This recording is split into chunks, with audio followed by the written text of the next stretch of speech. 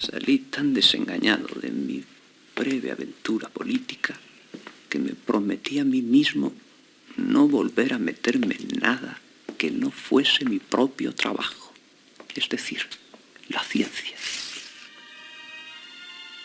Yo creo que a partir de entonces empezó mi decadencia física. Los dolores de cabeza, el insomnio, las palpitaciones, todos esos síntomas con que mi cuerpo me advertía la arterioesclerosis que vengo padeciendo tanto tiempo. Y digo decadencia física porque no por eso abandoné mis trabajos. Todo lo contrario. Fue una buena época para mi investigación. Bienvenidos a otra clase flipada de biología, la número 27. Y hoy despedimos el tema y despediremos también a Ramón y Cajal en su momento cumbre. Espero que os guste. Hoy nos toca el tejido muscular y el tejido nervioso.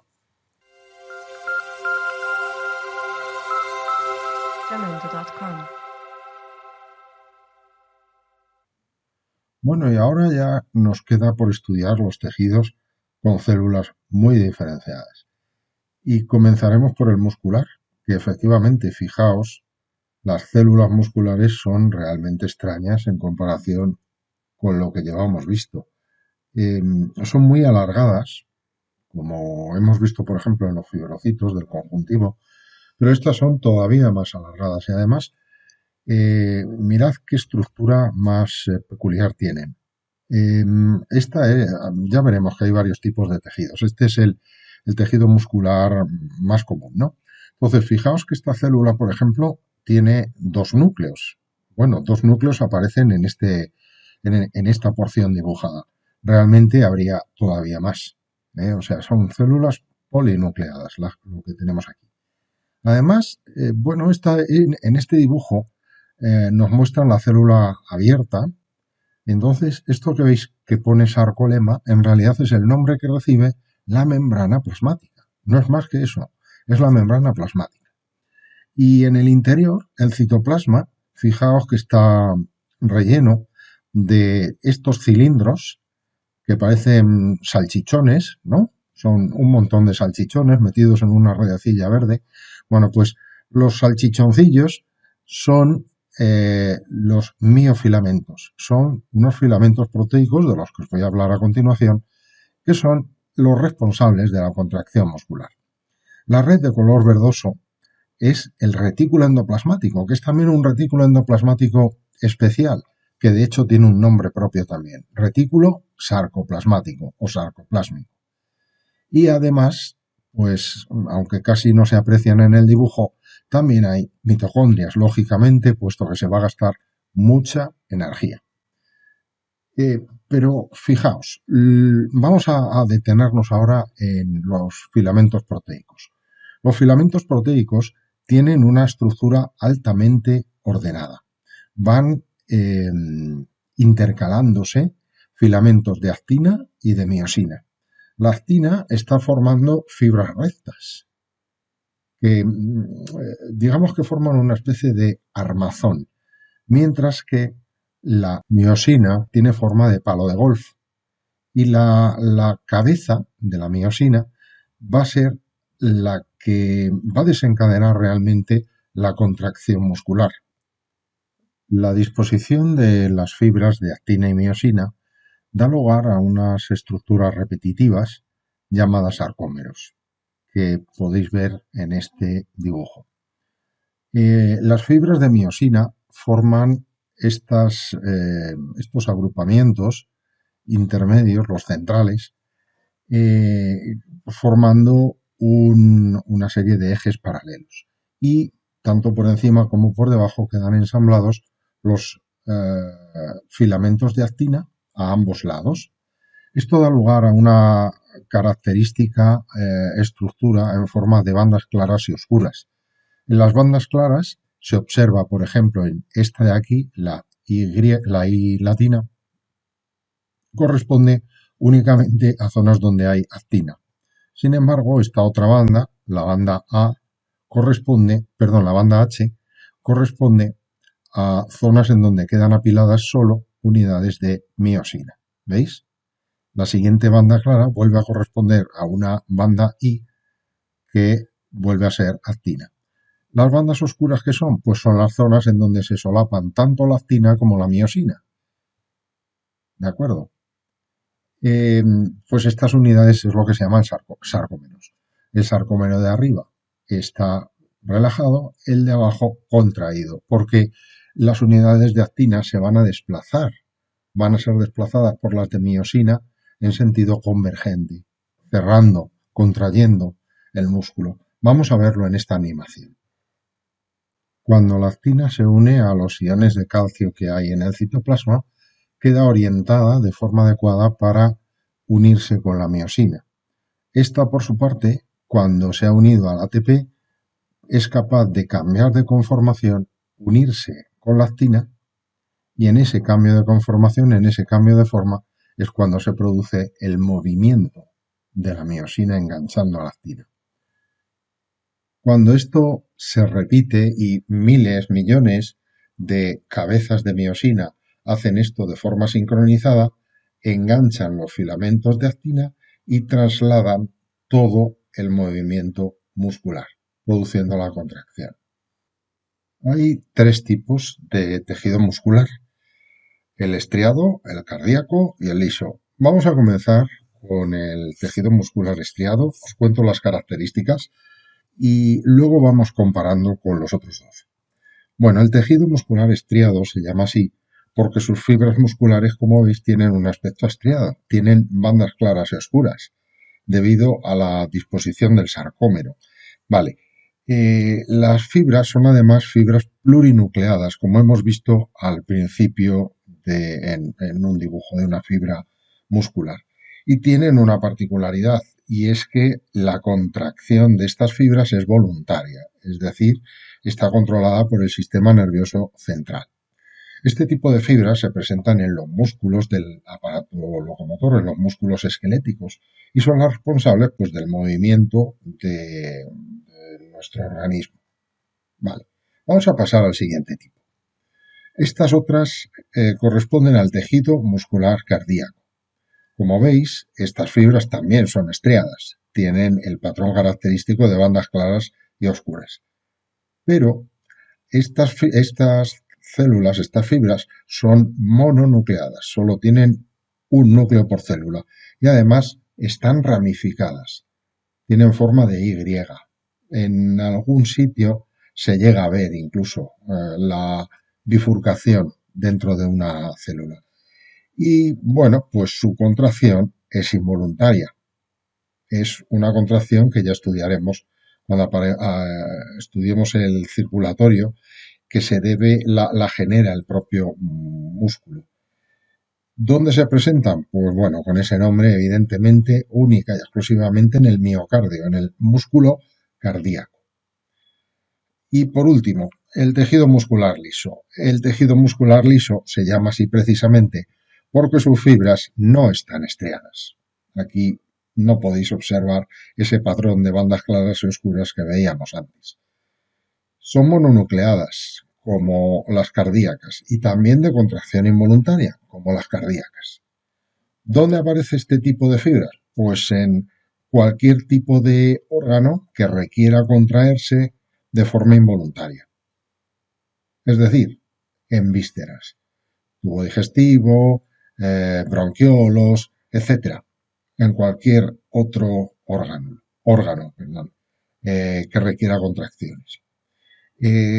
Por cierto, en esta imagen podéis ver fibras que están dispuestas en dos direcciones perpendiculares. Por eso hay unas que las veis a lo largo, por ejemplo estas, mientras que este otro grupo es un paquete de fibras que están colocadas perpendicularmente, es decir, salen, digamos, hacia fuera de la pantalla, en dirección perpendicular a las anteriores.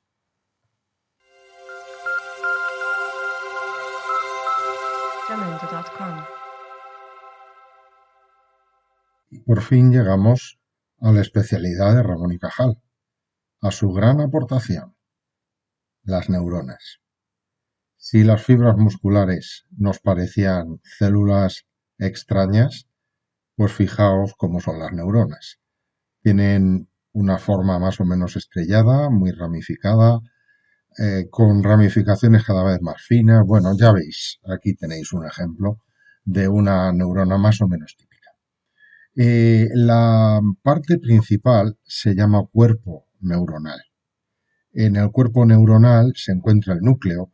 Hay también una serie de filamentos importantes que se llaman neurofibrillas y hay también gránulos de secreción llamados cuerpos de Nissl. Eh, en la periferia podemos encontrar varios tipos de ramificaciones. Hay una ramificación principal muy alargada que se llama axón. Además de esta, hay otra serie de ramificaciones más pequeñas que a su vez se van ramificando cada vez más y que reciben el nombre de dendritas. Bueno, esta es la anatomía de una neurona. Buena parte de estos hallazgos se debieron al propio Ramón y Cajal. Pero no todas las neuronas son iguales. Podemos distinguir 4 tipos básicos de neuronas, dependiendo de su morfología. Las neuronas bipolares son estas que parecen tener 2 axones, de ahí lo de bipolar, 2 polos. En realidad solo tienen un axón, porque el de arriba se consideran dendritas, ya que el impulso nervioso entra a la célula por ellas y sin embargo sale por aquí debajo.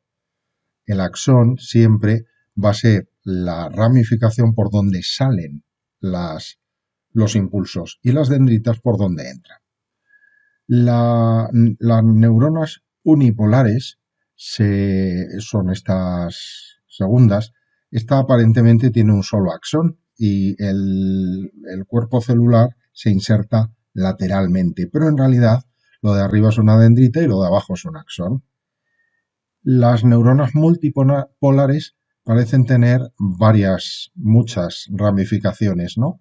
En cada vértice de la estrella, aunque se distingue bien cuál es el axón porque es la principal. Es el tipo de célula que hemos visto antes como modelo de neurona. Y por último, las células piramidales que, bueno, deben su nombre precisamente al patrón de ramificaciones que tiene, que se va ensanchando hacia la base.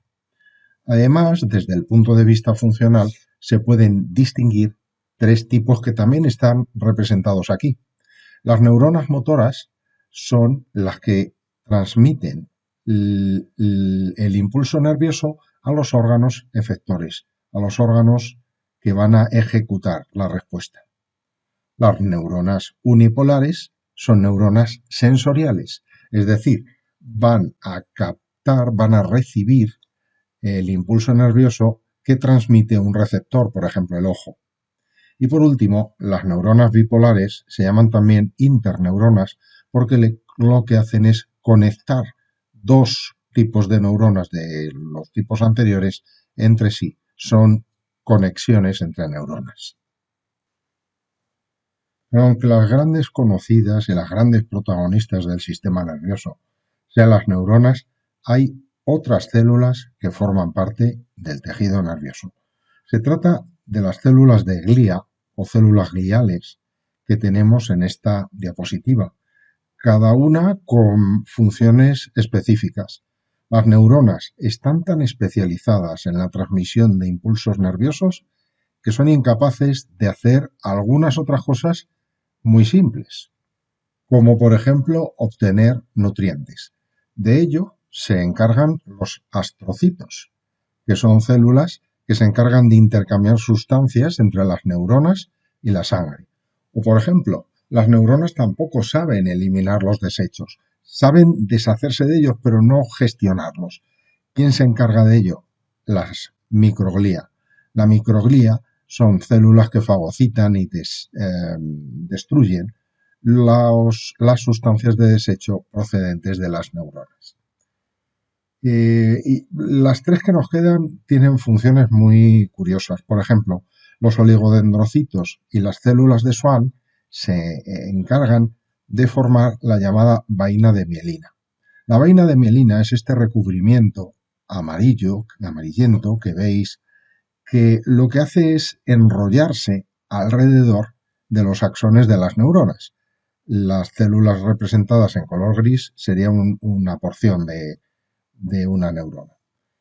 ¿Esto qué se consigue? Pues algo parecido a lo que ocurre con los hilos de cobre que forman un cable. Los hilos de cobre serían el axón. La camisa de plástico que aísla para que no se pierda la electricidad serían las células de Schwann o los oligodendrocitos. No todas las fibras tienen esta vaina de mielina.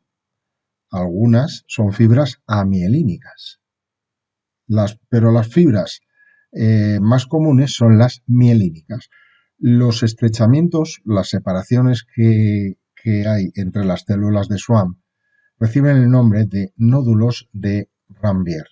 Los nódulos de Ranvier son zonas en donde queda desnudo el axón y entonces el impulso nervioso va saltando de un nódulo de Ranvier a otro y de esa forma se puede transmitir mucho más rápido que en las fibras amielínicas.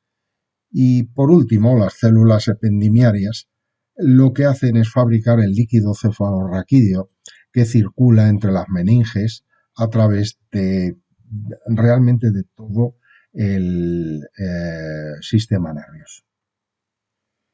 Bueno, pues nada más sobre el sistema nervioso. Bueno, nada más ni nada menos, porque ahora os voy a obsequiar con algunas láminas de las que hizo el propio Ramón y Cajal. Como veis, no solo era un gran científico, sino que además era un consumado artista, era un grandísimo dibujante.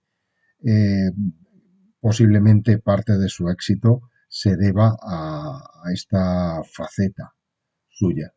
Y como no podía ser de otra manera, voy a despedir el vídeo incluyendo pues parte de la serie de Ramón y Cajal en donde le recoge el premio Nobel.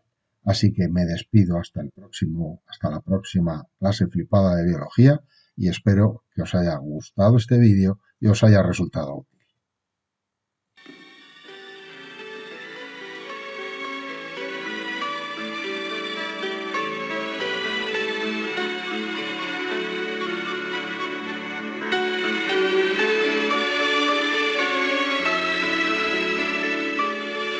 Prize for Psychology and Medicine, Santiago Ramón y Cajal of Spain.